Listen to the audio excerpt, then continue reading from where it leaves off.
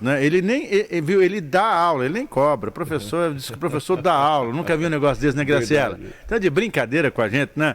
Professor do curso de medicina da Universidade Federal do Paraná, campus de Toledo, o Diego Alexandre Rosendo da Silva. Ô Diego, seja bem-vindo, bom dia. Bom dia, Batista, é um prazer estar aqui com vocês, Prazer na é FM. Bom dia a todos os ouvintes, um privilégio. Isso aí. Descobri que você tão novo já sofre. Pois é, né? Eu sou Santos. santista, né? Eu sofro. Que Estou comentando coisa. aqui antes. A gente vive desses altos e baixos aí do torcedor santista. Você é da era o que, de 2000? Do Robinho? Era do Robinho Do ali, do Diego, né? lá naquela Elano, né? aquela geração vencedora. Fábio ali, Costa, o goleiro. Exato. Muito bem. Tava nessa geração. Herança, né? Do santista. Não, realmente na época eu concordo. Eu, corintiano, o Corinthians sempre mal. Eu preferia, às vezes, assistir o jogo do Santos. Sim, confesso, sim. Pelo futebol que era apresentado, o Leão os era o meninos técnico, da Vila, né? sim, exato. Mais uns meninos da Vila e deixava o Corinthians de lado, né? Mas agora não tá mais ou menos, né? Domingo deu uma alegria. Deu uma alegria. Ele não posso comemorar muito, senão vai que eu me frustro, né, na próxima rodada. Até porque Santos tem praia. feliz. Praia pode ter foca, né? Exato. Joga a cabecinha pra fora, depois desce. É assim, né? Faz uma gracinha. E depois desce de novo. Exatamente. Mas não é sobre isso que vamos conversar aqui. Verdade. Por que você é psicólogo e não é jornalista, não é advogado? Pois é, né? A saúde mental é uma paixão, de fato. Eu comecei minha carreira como enfermeiro, sou enfermeiro também, minha primeira formação. Então, atendendo pacientes no hospital, na rede pública, nas nossas assistências no Brasil, eu me vi interessado também em estudar a saúde mental, a psicologia. Então, fiz psicologia, mestrado em psicologia, doutorado em saúde mental ali na Unicamp. Então, dediquei a minha carreira acadêmica para estudar a saúde mental. Muito bem. Esse é doutor. Se eu chamar ele de doutor aqui, tá tudo certo. Tranquilo, mas eu sei que você é um cara, é um doutor normal. Sim, normal. Não precisa me chamar pelo título. Muito bem. Parabéns pela mais um ponto aí. Torce pro time preto e branco, que eu sou corintiano, e agora também não se importa em não chamá-lo pelo título. Sem problema. Vamos lá. O que vem a ser saúde mental, para começar por aí, né? Sem dúvida. A gente associa, às vezes, saúde mental à doença, né? Mas não, a gente pode pensar a saúde mental a uma promoção de saúde. Assim como a gente vai no médico para fazer check-up, faz atividade física, se alimenta direito para ter uma boa saúde física, a gente também precisa pensar em práticas que promovem saúde mental, que passam, sim, por ter qualidade de sono, né? Diminuir aí as tensões relativas ao estresse, né? Ter estratégias de enfrentamento. Então, é fundamental pensar isso. E também é pensar nessa grande área quando uma pessoa está em adoecimento, quando o indivíduo precisa de cuidados. Então, a saúde mental é uma área plural, vários profissionais atuam na saúde mental. Não é só assunto, né, papo para psicólogo e psiquiatra, embora sejamos especialistas nessa área, que atendemos pessoas em sofrimento, mas pensar a saúde mental é também pensar a nutrição adequada, também é pensar atividade física, também é pensar lazer, também é pensar saúde mental no trabalho, né, ambiente de trabalho favorável. Então, saúde mental é um tema bem amplo, viu, Batista? Bem amplo. E me parece que, apesar de ser um componente que atinge o coletivo, a saúde mental é muito individual, né? Exato. Cada pessoa tem uma vivência própria, como ela lida, como ela enfrenta dificuldades, né, processos relativos a estresse. É muito particular, né? Cada pessoa tem uma vivência diferente. Não é porque tem o mesmo diagnóstico que tem a mesma vivência, né? Cada pessoa tem uma vivência diferente. Correto. Na terceira idade, que é o foco, o senhor é colaborador aí do projeto, enfim, e veio gentilmente investir um pouco do seu tempo, porque ninguém perde tempo, né? Sim. Investir um pouco do seu tempo a ajudar a população a compreender um pouco mais sobre isso aqui na União FM. Sim. Professor, na chamada terceira idade, que pela legislação de 60 anos em diante já é considerado idoso. Sim. Certo? Além desses fatores necessários para a gente não ter problemas de saúde mental, olha, já estava apelando aqui, problemas de saúde mental. No idoso, o que mais pega, de modo geral? Que também é individual, evidentemente, sim, o diagnóstico. Claro. Os dados têm nos mostrado o seguinte, Batista, que entre os idosos o que mais tem pegado é a questão do isolamento. Solidão. Esse sentimento de isolamento, solidão, tem sido de maior incidência hoje, um dos principais fatores. É óbvio, como eu comentei com você, é multifatorial, tem vários fatores, mas o isolamento é um dos fatores. Existem iniciativas no Brasil e fora do Brasil para investimento, recurso mesmo, para mitigar o isolamento do idoso. Então, ter práticas colaborativas, grupais, né, atividade em grupo, ações com os idosos para mitigar o isolamento. Porque pensar a terceira idade, pensar essa realidade dos nossos idosos no Brasil e no mundo, não é pensar, olha, estou aposentado, tenho 60 a mais, então necessariamente você triste, depressivo, não é sinônimo disso, né? Então a gente tem que pensar que quando se está nessa condição é possível sim ter qualidade de vida, é possível sim ter alegria, ter felicidade. Mas dentre os fatores, ressaltaria aí, Batista, a questão do isolamento, tá? Como um dos principais fatores trazidos à literatura, principalmente nos dados do Ministério da Saúde, OMS, em relação à saúde mental do idoso. Então, mas vamos lá. Tudo na vida é prevenção, correto? Sim, sem dúvida. Né? Prevenção. Prevenção é a palavra mágica. Me parece que quem não compreender isso vai ter dificuldades nos 60 a mais, como você acabou de dizer. Mas é aquele sujeito que, antes dos 60, sempre foi na dele, pouco papo, não vai para lá, não vai numa festa, não vai num baile, enfim, acho que é introspectivo. Isso, introspectivo. A tendência é nos 60 a mais, então, piorar esse quadro? A tendência. Ninguém está apontando o dedo, dizendo, você que é tão lá, você vai lá na frente ter problemas. Não é isso que eu estou afirmando aqui também, não vamos criar terrorismo. Mas a possibilidade em relação a quem fala mais, tipo eu e a Graciela, assim, de ter mais problemas é maior? A gente não pode afirmar, Batista, sabia? Porque, assim, embora hajam diferentes perfis de personalidade, pessoas mais quietas, né? A gente chama mais ensimesmadas, mais reflexivas, não necessariamente sofrem mais. Ou às vezes pessoas que falam mais podem sofrer também e acaba sendo uma estratégia de enfrentamento falar. Mas eu acredito que o que é fundamental para a prevenção, que é o que você comentou, a gente tem que entender uma coisa no envelhecimento. Existem duas coisas. Uma coisa se chama o processo de senescência. Todo mundo envelhece. E esse processo de senescência que a gente chama na geriatria, na saúde mental, né? A geriatria de modo geral o envelhecimento ele é natural. A gente não pode patologizar o envelhecimento. Envelhecer faz parte da vida. A gente nasce, cresce, envelhece e morre. É um processo natural. E não necessariamente o envelhecer está associado a ter doença. E aí a gente tem um outro conceito que é o conceito de senilidade. Os ouvintes já ouviram, você também, Batista, a pessoa tem uma demência senil, o que é isso? Aí é um processo patológico. Então, o que eu diria para os nossos ouvintes e para nós aqui?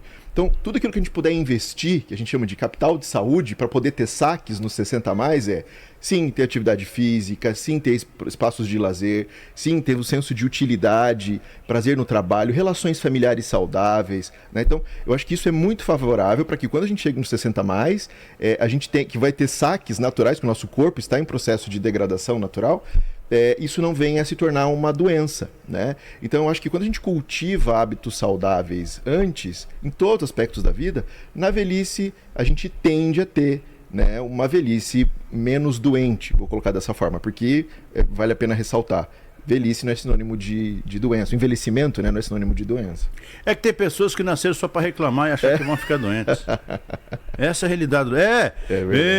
60 anos é uma porcaria. Quando ficar velho, cheio de dores. Já está prevendo um futuro catastrófico?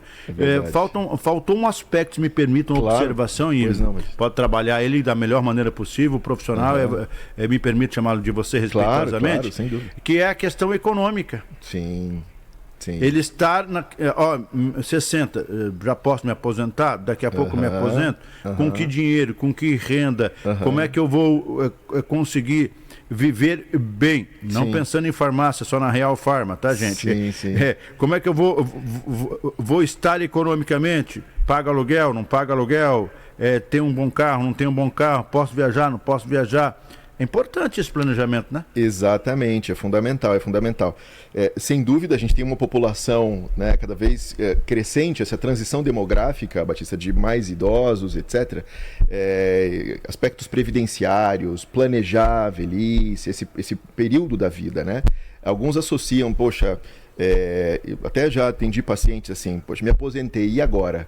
E a renda que eu recebia? Vou ter um determinado teto, não tive condições de me preparar, tive N circunstâncias. Então, eu acho que é importante pensar nessa fase e cultivando também ao longo da vida isso.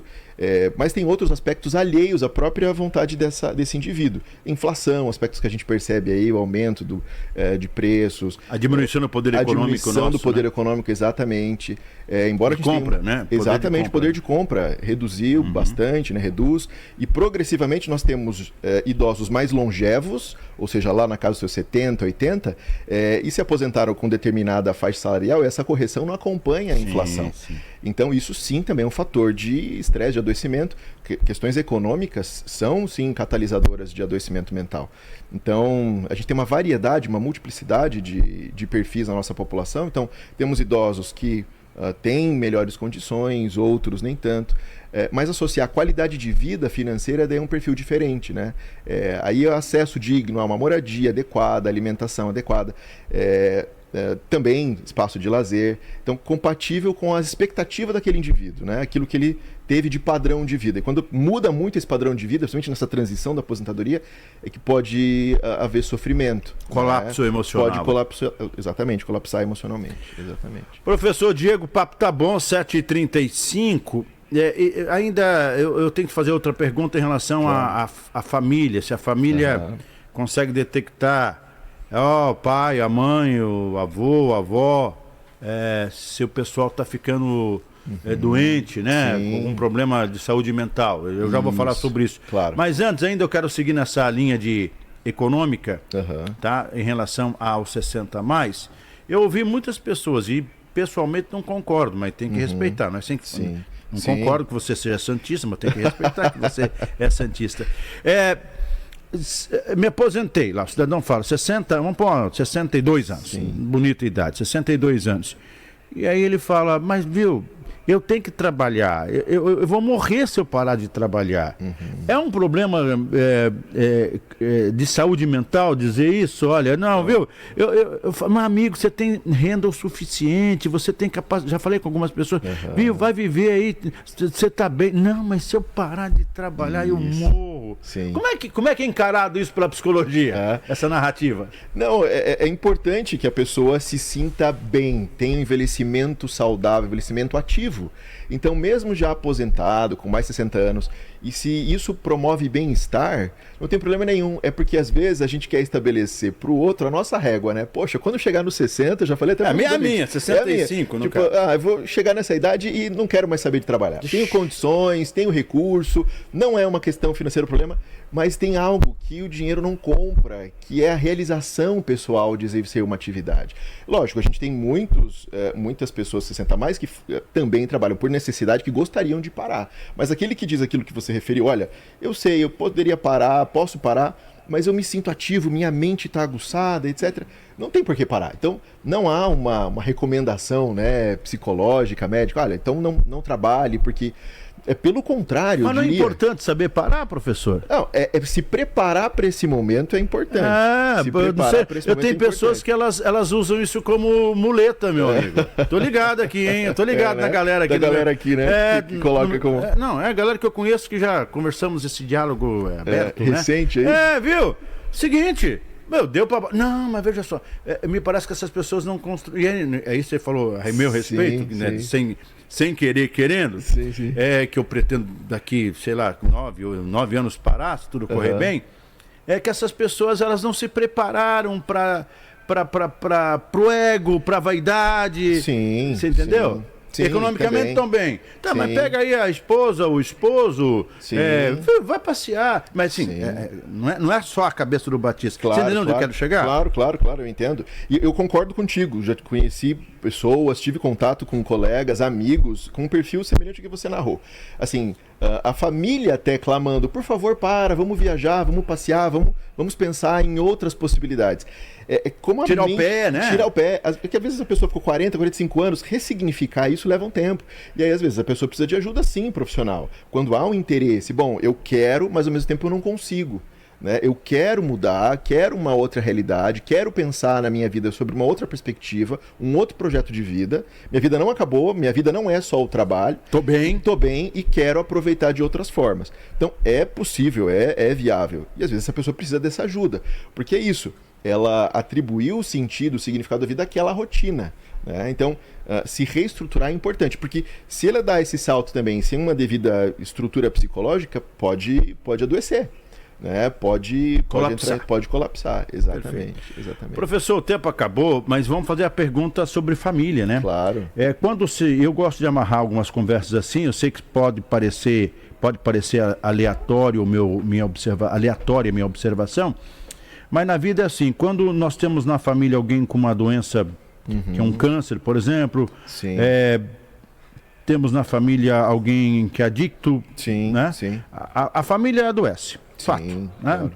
Pelo menos a preocupação existe. Claro. No caso do idoso, 60 ou mais, a família tem como de repente ficar ligada, olha, papai, mamãe ou um parente próximo precisa ser observado, anda muito quieto, fala demais, né, são duas temperaturas diferentes.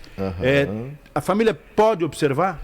Pode. E consegue observar? Pode e deve observar. Na verdade, a família é o círculo de contato que essa pessoa tem maior vínculo, né? Por motivos naturais, óbvios aí. Mas é possível observar isolamento, mudanças repentinas de humor, né? A pessoa tem tipicamente um comportamento e começa a mudar esse comportamento. Alteração em relação aos hábitos alimentares, nas atividades da vida diária. Sabe, Batista? Olha, não tenho mais vontade de me arrumar. Antes eu gostava de sair com os meus amigos, ir ali numa praça, ir ali jogar com um amigo, ou sair para visitar uma amiga. Agora esse idoso não quer mais saber de sair, não quer ter contato com outras pessoas. E tem aquele também que quer entrar no litrão também, né? Sabe disso, verdade, né? Tem. Né? Não é? Verdade, acaba sendo não sai do boteco da esquina ali, né? Exatamente. Acaba sendo uma fuga ali para isso. Então, essas mudanças de comportamento, a gente não pode naturalizar. Ah, não, é porque é idoso, tá mais calado, tá tudo certo. Não. Ele também há o início desses sintomas. Muito típico, como você tem ali numa depressão, né? Anedonia, aquela falta de prazer em relação à vida.